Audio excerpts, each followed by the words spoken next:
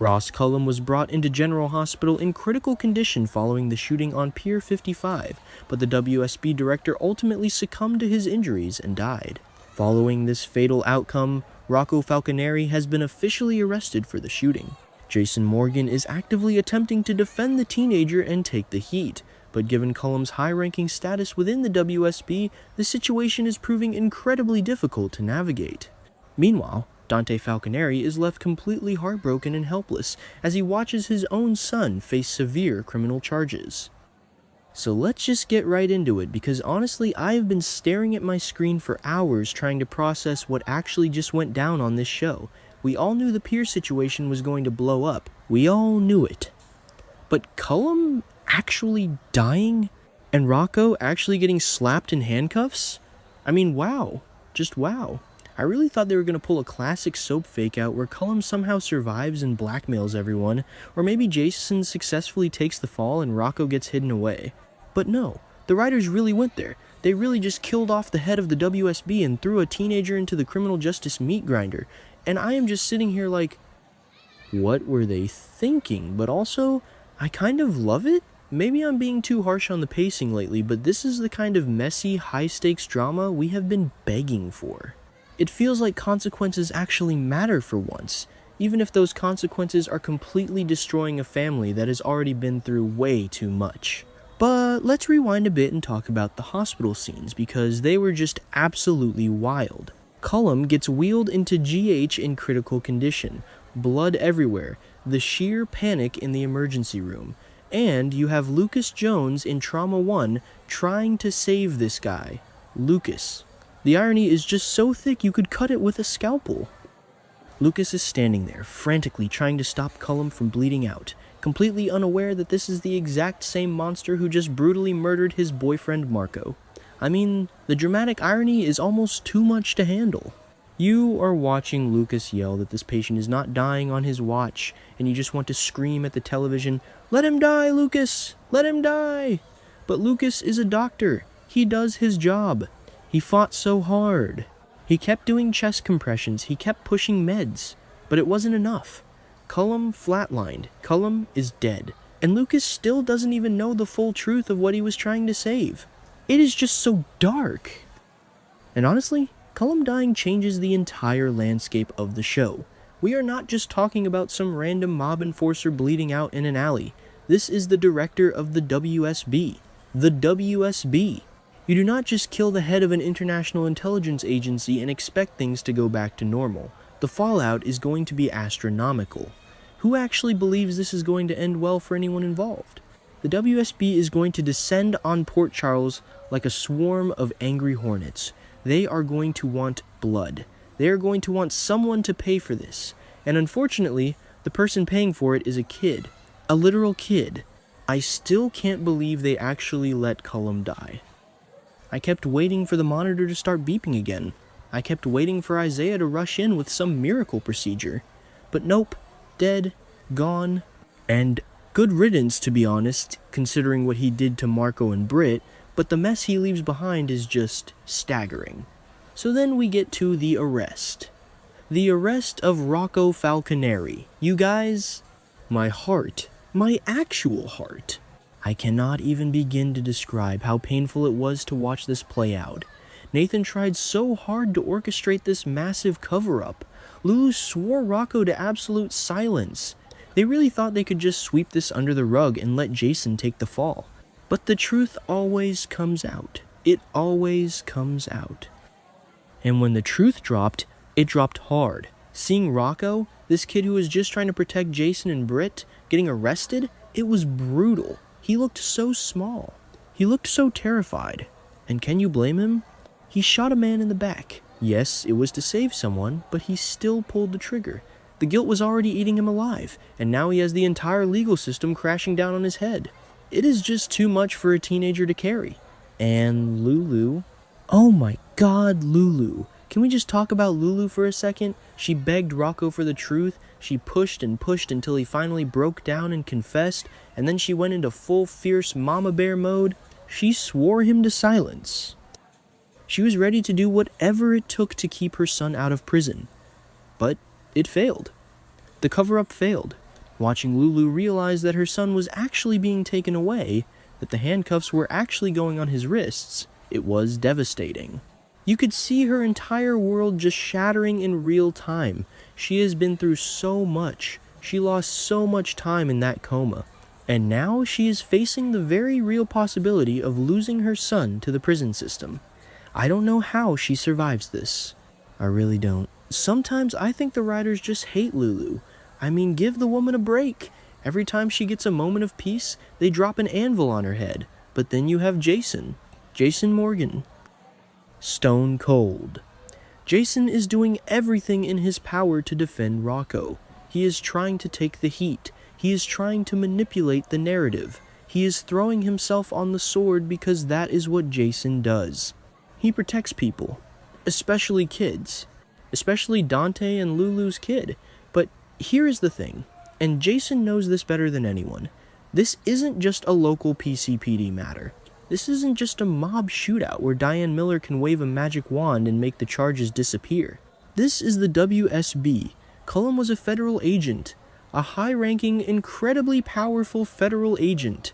Jason trying to take the fall is noble, sure, it's very Jason. But the WSB isn't going to just blindly accept a confession if the evidence points to Rocco. They are going to investigate this thoroughly. They are going to tear Port Charles apart. And you can see the absolute frustration radiating off Jason. He is used to being able to fix things. He is used to being the guy who steps in, takes the blame, goes to Steinmeier or wherever, and keeps everyone else safe. But the WSB's involvement makes this a whole different beast. Jason is trying to argue self-defense. He is trying to argue defense of others. He is pointing out that Cullum was a dirty agent, that Cullum was the one who assaulted Britt, that Cullum was out of control. But does the WSB care? Probably not. They protect their own, they cover up their own messes. They are not going to let a teenager get away with murdering their director, no matter how dirty that director was. Jason is fighting a losing battle here, and you can see the realization dawning on him. He can't punch his way out of this. He can't shoot his way out of this. The legal weight of the WSB is just too heavy. Which brings me to Dante Falcinary. Wow. I am without words for Dante right now. Actually, no. I have a lot of words. Dante is completely, utterly heartbroken and helpless. That is the worst part.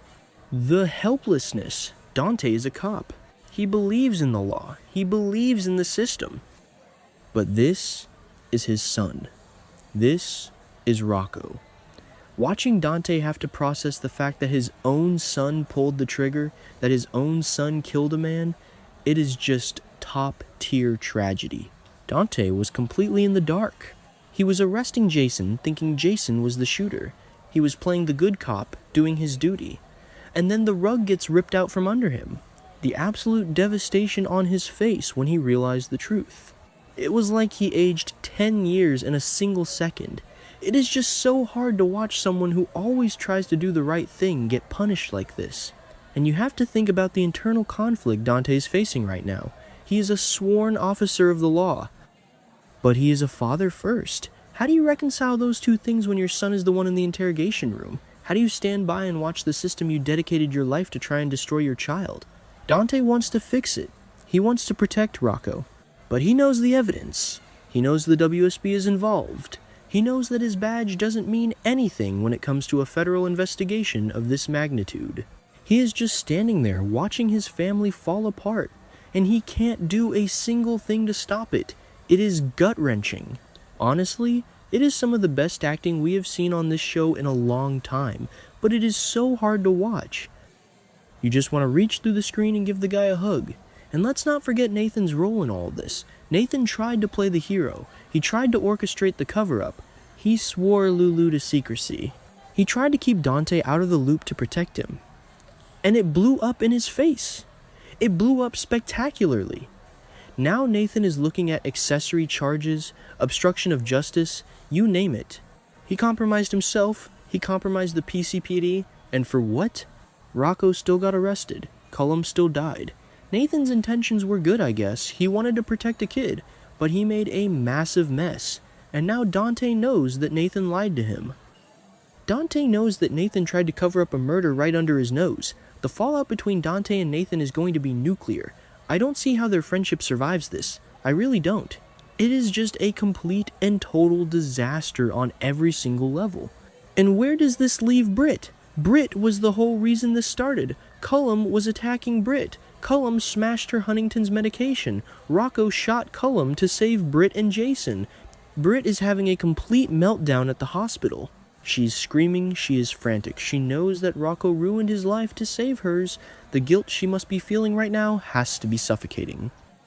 Britt is already dealing with a terminal illness. She is already dealing with the trauma of being held hostage by this cold fusion project. And now a teenager is facing life in federal prison because of her. Britt wanted to run away to Canada with Jason. She wanted to escape. But there is no escaping this. She is tied to this tragedy forever, and with Jason trying to take the fall, Britt is watching the two people who tried to save her get completely destroyed. It is just relentless. So what happens next?